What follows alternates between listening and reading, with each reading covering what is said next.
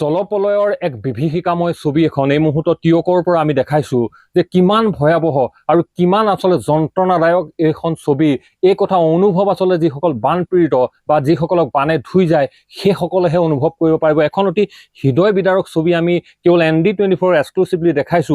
এয়া ছবিয়ে এটা ছবি জাজিমুখ অঞ্চলৰ ছবি আৰু আমি যদি পৰিৱেশ দেখাওঁ এখন বিছনাৰ ওপৰত আচলতে কেওফালে পানী। আপুনি যদি চাই আমাৰ যদি কেমেৰা ঘূৰাওঁ প্ৰতিটো প্ৰান্ততেই পানী, গোটেই কেওফালে পানী, ভিতৰত একাঠলৈকে পানী আৰু এখন বিছনাৰ ওপৰত দুটি নিজৰ নাতিক লৈ এগৰাকী বৃদ্ধা এই মুহূৰ্তত এনেধৰণে আবদ্ধ হৈ থাকিব লগা যি পৰিৱেশ, এই পৰিৱেশে সকলোকে আচলতে ভবাই তুলিছে প্ৰকৃততে কেনেধৰণে কি পৰিৱেশত আচলতে দিন কটাইছে এই মুহূৰ্তত বৰ্ণাঢ্যসকলে। মই আপোনাৰ ওচৰলৈকে আহিছো, কেতিয়া সোমাল পানীটো আপোনালোক? পানীটো কালি সোমাইছে। কালি সোমাইছে কেনেকে ধৰণে? ৰাতিটো কেনেকে গ'ল? ৰাতি মানুহৰ ঘৰতে থাকিলো গা। হয়, ইফালে পানী নোসোমা মানুহৰ ঘৰতে, তাৰপৰা আকৌ সেই মানুহৰ ঘৰতো পানীও সোমাইছে এতিয়া। হয়, তাকে এতিয়া ৰাতিপুৱা আহি আৰু ল'ৰা ছোৱালীকেইটা লৈ এইখিনিতে বহি আছো আৰু কি কৰিম আৰু কলৈ যাম। কেনেকে যে এতিয়া ঘৰত আমি যিমানখিনি দেখিছো আপোনালোকৰ গোটেইখন পানী সোমালে, এতিয়া আপোনালোকৰ ধান চান এইখিনি বচাব পাৰিলে নাই? ধান চান এইখিনি বচাব পাৰিলে নাই? ধান চান ক'ত বচাব পাৰিব ইমান পানী?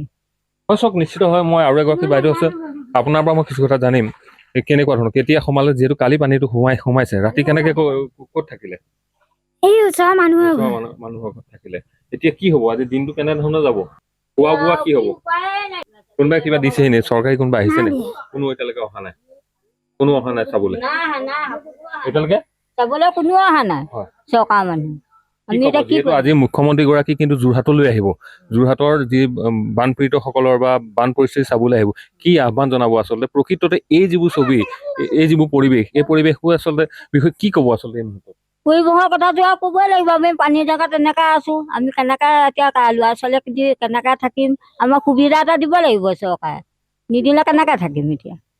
এয়া ছবি আৰু আমি যদি দেখাওঁ, মই আমাৰ কেমেৰা সহযোগীজনক আমি অনুৰোধ জনাইছো, আচলতে এয়াই হৈছে বাস্তৱ ছবি, এয়া প্ৰকৃত ছবি আৰু এয়া টিয়কৰ ট্ৰেজেডি। আমি যিটো নাম দিছোঁ টিয়কৰ ট্ৰেজেডি। প্ৰকৃততে আচলতে এনেধৰণে এই মুহূৰ্তত ৰাজ্যৰ যিসকল বাৰ্ণাঢ্যসকল আচলতে এনেধৰণে আছে। কিন্তু অতি পৰিতাপৰ কথা যে এইসকল বৰ্ণাঢ্যৰ এটাই কথা, এই মুহূৰ্তলৈকে প্ৰশাসন তেখেতসকলৰ ওচৰত পোৱাহি নাই, কোনো ধৰণৰ সুবিধা দিয়া নাই। এটুপি বিশুদ্ধ পানী কিন্তু এই মুহূৰ্তত এইসকল বৰ্ণাঢ্যৰ কাষত আচলতে দিয়া নাই। এইসকল কণ কণ শিশু যিসকল এই মুহূৰ্তত পানীৰ মাজত আচলতে এখন চাঙৰ ওপৰত আবদ্ধ হৈ আছে, এইসকলৰ প্ৰতি শিশু খাদ্যৰ ব্যৱস্থা কৰিব পৰা নাই, এওঁলোকৰ নিৰাপত্তা কিন্তু এই মুহূৰ্তত প্ৰশাসনে যেন দিব পৰা নাই। এইটো নিশ্চিত হয় বহু কথা সকলোকে চিন্তিত কৰিছে। আৰু নিশ্চিতভাৱে যিহেতু আজিৰ দিনটোত মুখ্যমন্ত্ৰীজন আহিব, যোৰহাটৰ যিটো বান পৰিস্থিতি চাবলৈ আহিব, সেই সময়ত আমি এই ছবিসমূহ দেখাইছো, ৰাজ্যৰ মুখ্যমন্ত্ৰীজনৰ দৃষ্টিগোচৰ কৰাইছো, যোৰহাটৰ প্ৰশাসনক আমি দৃষ্টিগোচৰ কৰাইছো।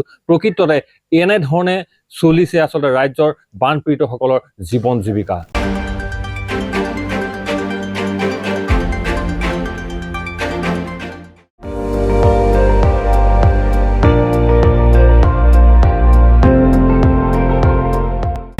আপুনি চাই আছে ND24, সৰ্বশ্ৰেষ্ঠ নহয় সৰ্বোত্তমৰ দৌৰ।